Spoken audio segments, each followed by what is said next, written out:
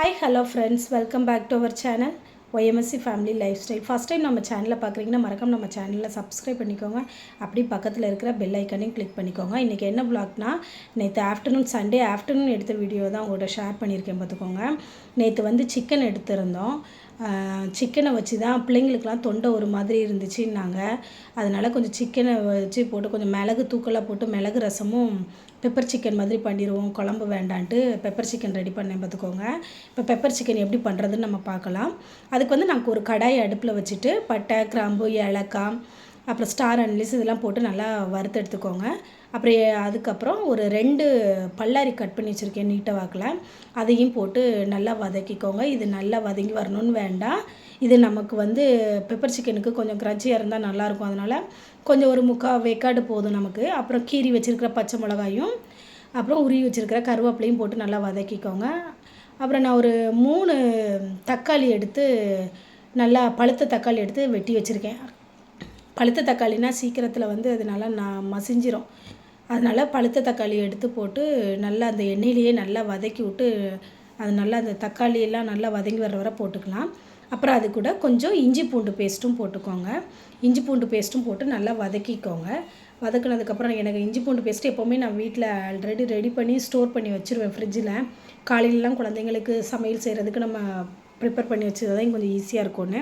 இப்போ முடிஞ்சிருச்சு. நீ பூண்டு இருக்கிற ரேட்லேயும் கொஞ்சமாவது வாங்கியாவது ரெடி பண்ணி வைக்க வேண்டியதான். பூண்டும் ரேட் ரொம்ப அதிகம் இல்லை இப்போது, அதனால் கொஞ்சமாவது வாங்கி ரெடி பண்ணி வைக்கணும். இந்த டைமில் நல்லா அந்த வெங்காயம் தக்காளிலாம் வதங்கி வந்த உடனே கொஞ்சம் மஞ்சள் பொடி போட்டு நல்லா வதக்கிக்கோங்க.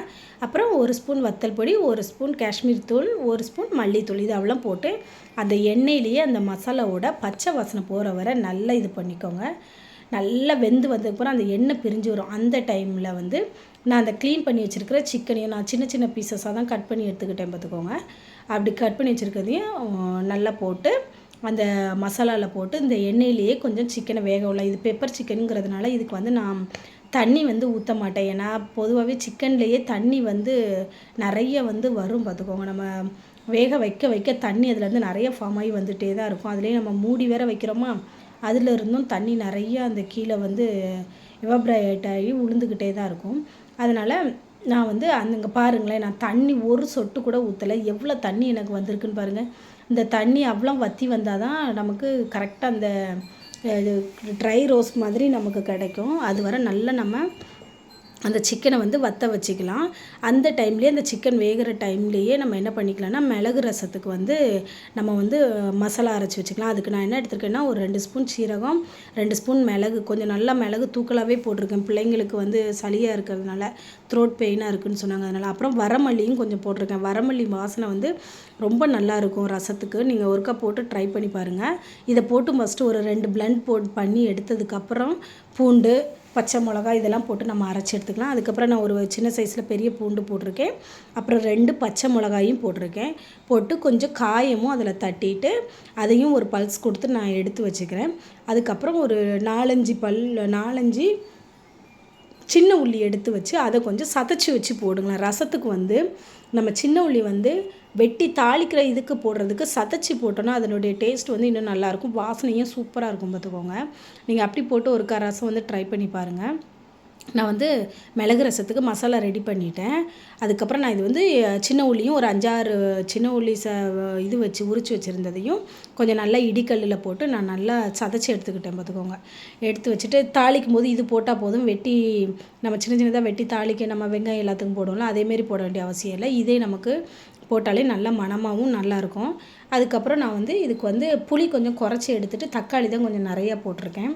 புளியும் நிறையா இது பண்ண வேண்டாம் அப்படின்ட்டு புளி கம்மியாக போட்டு தக்காளி ரசம், மிளகு தக்காளி ரசம் மாதிரி தான் பண்ணியிருக்கேன். தக்காளியும் நிறையா போட்டு கொஞ்சோல ஒரு சின்ன சைஸ் புளி, சின்ன நெல்லிக்காய் சைஸ் புளி எடுத்து கோர போட்டிருந்தேன். அது கூட அந்த புளியும் பிசைஞ்சிட்டு ஒரு 4 தக்காளி, நல்லா பழுத்த தக்காளியும் வெட்டி போட்டு என்ன பண்ணிட்டேன்னா, நல்லா அந்த புளித்தண்ணியோடு நல்லா மிக்ஸ் பண்ணி கலக்கி வச்சுட்டேன். பார்த்துக்கோங்க, அதில் கொஞ்சம் மஞ்சள் பொடியும் போட்டு உப்பும் போட்டு கலக்கி வச்சுட்டேன். இந்த நேரத்தில் நல்லா அந்த பிசைஞ்சு இது பண்ணி வச்சுருக்கேன். பார்த்திங்கன்னா, அந்த நேரத்தில் நம்ம ஒரு கடாய் அடுப்பில் வச்சுட்டு மண் சட்டியில் ரசம் செய்யுங்க, நல்லாயிருக்கும். எல்லா சாப்பாடுமே மண் சட்டியில் செஞ்சால் அது ஒரு தனி டேஸ்ட்டு தான். இறைச்சியுமே மண் சட்டியில் செஞ்சால் நல்லா தான் இருக்கும்.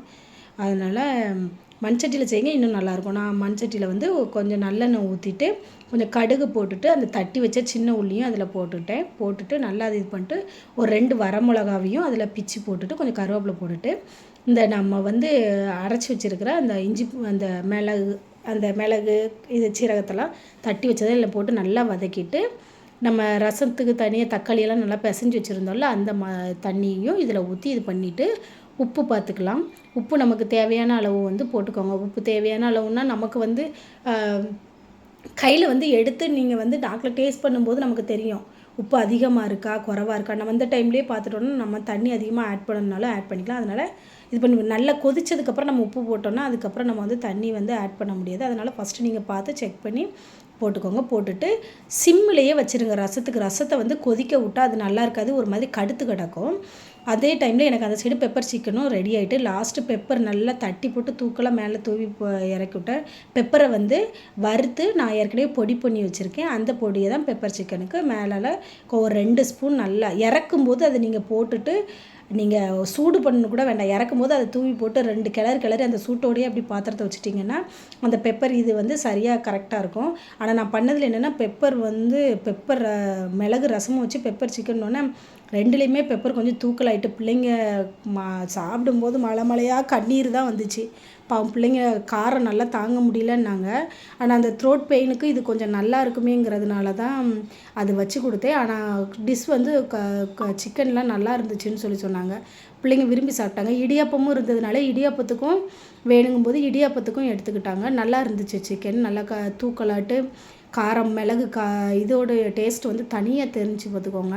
பிள்ளைங்க நல்லா இருக்குமா அப்படின்னு சொன்னாங்க. ஆனால் கொஞ்சம் காரம் தான் அதிகமாக இருக்குது அப்படின்னு சொல்லி அழுதே சாப்பிட்டாங்க. மிளகும் ரசத்துக்கும் நிறைய போட்டிருந்தோமா, அதனால் கொஞ்சம் பிள்ளைங்களுக்கு நல்லா காரத்தில் பாவம் பிள்ளைங்க ரொம்ப இதாகிட்டாங்க. நீங்களும் வீட்டில் இது போல் செஞ்சு பாருங்கள். ஒரு த்ரோட் பெயின் டைம்லலாம் இந்த மாதிரி மிளகு ரசம் செஞ்சு கொடுங்க, நல்லாயிருக்கும். இந்த வீடியோ பிடிச்சா லைக் பண்ணுங்கள், கமெண்ட் பண்ணுங்கள், ஷேர் பண்ணுங்கள். மறக்காமல் நம்ம சேனலை சப்ஸ்கிரைப் பண்ணிக்கோங்க. தேங்க்யூ.